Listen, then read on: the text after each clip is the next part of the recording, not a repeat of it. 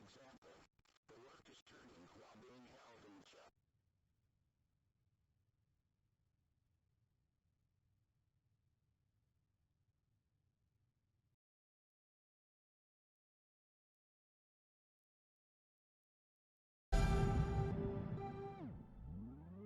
Mechanism of metal cutting. In this video, we are going to discuss about the mechanism of metal cutting. Consider a workpiece and tool.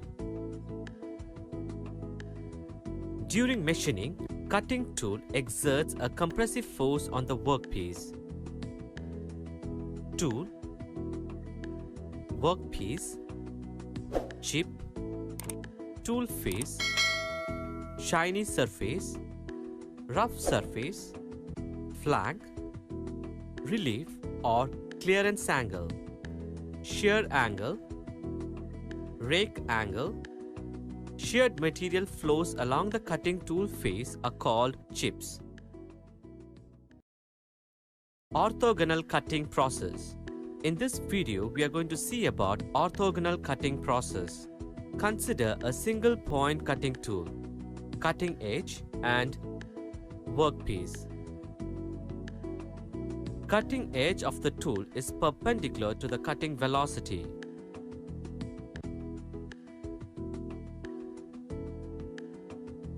Chip. Here, only two components of forces are acting, cutting force and thrust force.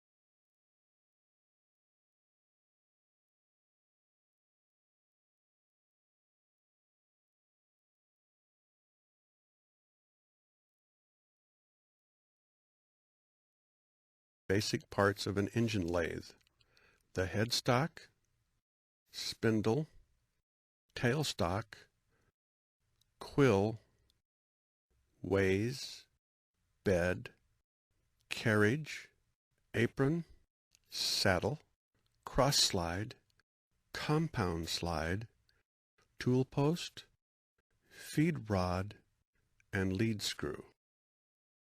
The spindle rotates in both directions.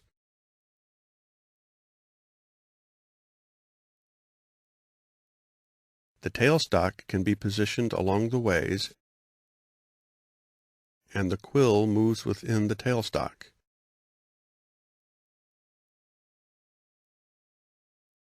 The carriage also moves along the ways. The cross slide moves perpendicular to the ways. The compound slide moves at any preset angle over the saddle.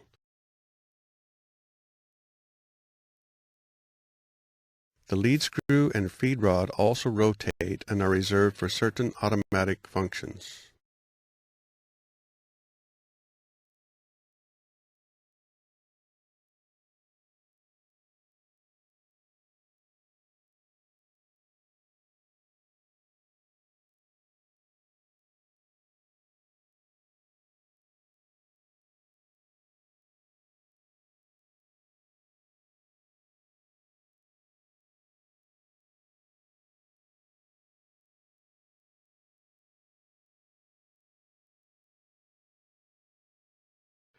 A three-jaw chuck moves its jaws in or out in exact unison.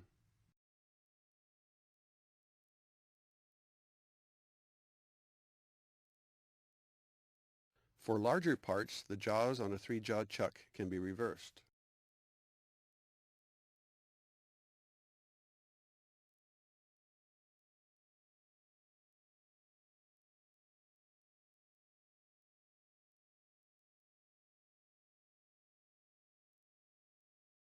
A 4-jaw chuck has independently adjustable jaws.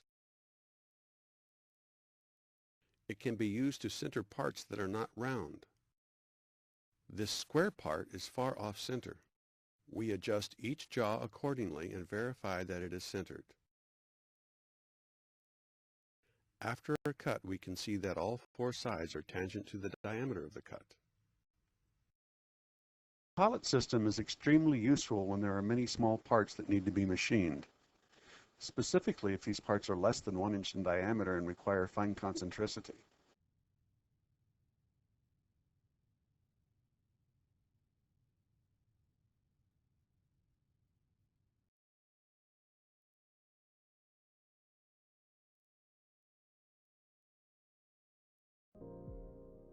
A successful work-holding device orients a workpiece for machining, clamping the part rigidly so that the maximum cutting force does not disturb the part while cutting. Care should be taken to ensure the clamping force does not deform the part. The work holding for an axis symmetric workpiece includes, at a minimum, a device such as a chuck or collet. Chucks and collets are rotated by a motor-driven spindle located within the machine's headstock. A chuck holds a part along its outside or inside diameter using 2, 3, 4, or 6 jaws. The pressure with which the chuck jaws clamp the part is variable. Higher pressure clamping is necessary during the high force material removal of an initial turning cycle. Then the lower pressure suits the lower force cutting of finish machining. When turning bar stock, the stock will typically be held with a collet or hydraulic collet chuck during machining. A collet grips the part with split sleeves that tighten against the OD. In preparation for cutting, the stock is pulled through the spindle and collet the required length by a bar puller. The machined portion will be parted off and caught by a part catcher while the bar puller pulls another length of stock out from the spindle.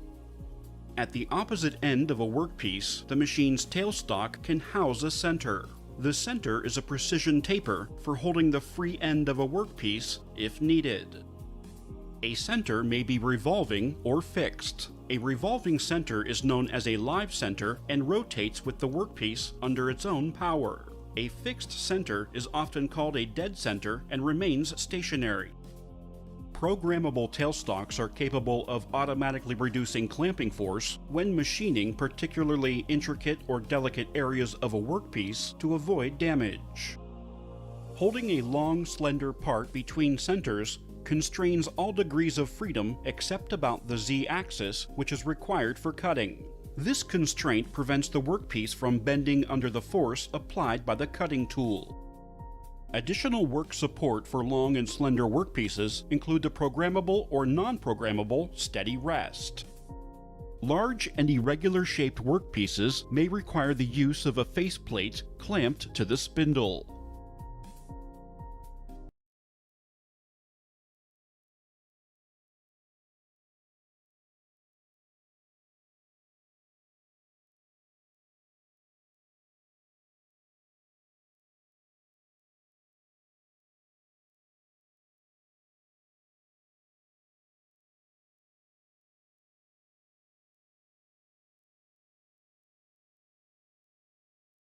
Taken shop class in high school or watched an episode of How It's Made, you probably have some idea how lathes and other metalworking machines function. As technology and computers have improved over the years, a new high-precision computer-controlled manufacturing technique called CNC machining has spawned. CNC machines, or computer numerically controlled machines, are electromechanical devices that can manipulate tools around a varying number of axes, usually 3 or 5, with high precision precision per instruction from a computer program. CNC machining is one of two ways that engineers, machinists, or makers can generate a physical part from a computer design file, with the other being 3D printing, known as additive manufacturing. The contrast between these two techniques is stark. CNC machining, like other machining processes, is a subtractive process, where material is removed from a stock.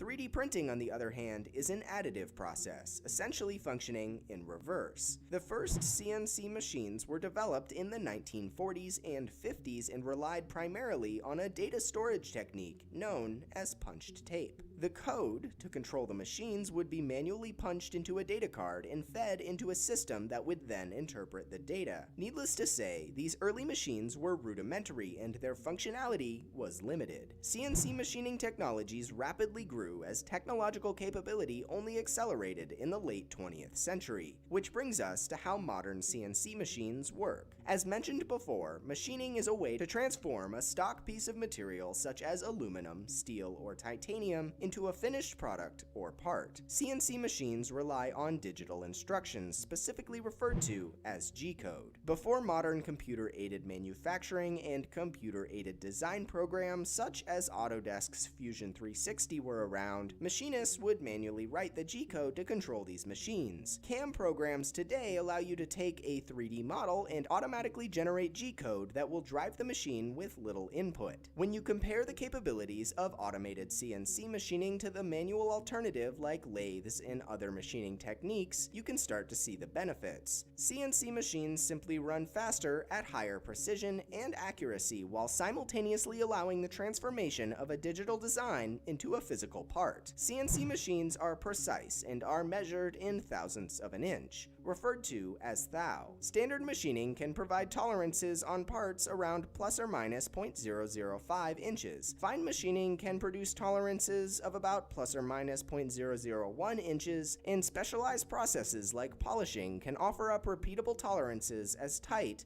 as plus or minus 0.00005 inches. For reference, a human hair is 0.00069 inches thick. Now that we have the basics of CNC machining out of the way, we can start to dig into the intricacies held within. Many designs or specific machining processes require the use of multiple tools to make cuts. One tool doesn't function universally. For this, machinists will often build digital tool libraries that interface with the physical CNC machine.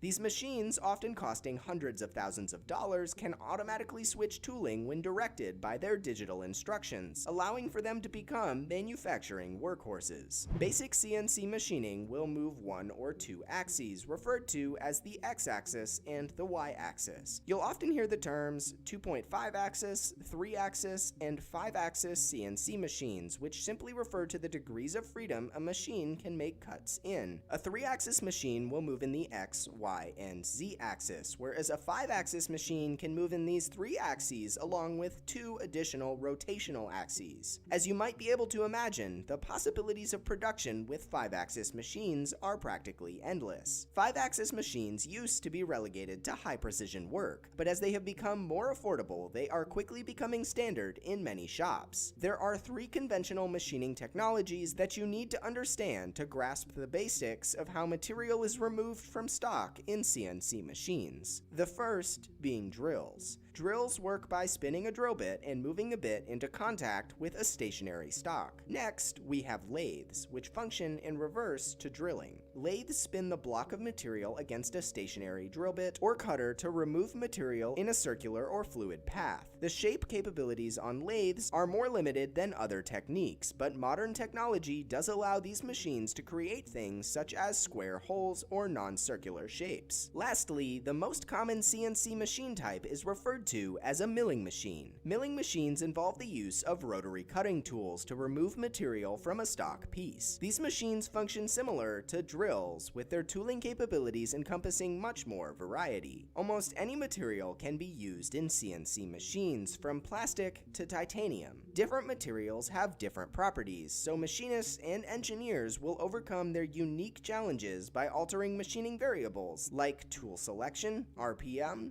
feed rate, and coolant flow, among an extensive variety of other factors. CNC machined parts are all around you. They hold together your car and perform vital functions aboard SpaceX rockets. CNC machining is arguably the only way to produce high-precision metal parts for engineering designs across the world. If you're interested in learning more about CNC machining and the crucial trade that it is, one of the best places to do that is through the Titans of CNC Academy. This online resource will teach you from the ground up how to design parts and machine them for free, whether you have a CNC machine or not. You can also get free trials of Autodesk CAD and CAM software to play around with, or if you're a student, you can get the programs completely free. So, CNC machining is arguably the most significant manufacturing process of the 21st century, and its functionality drives technological advancement across the globe. It's a trade that is keeping up with the growth of technology, and machinists across the planet are changing the world with their CNC machining skill.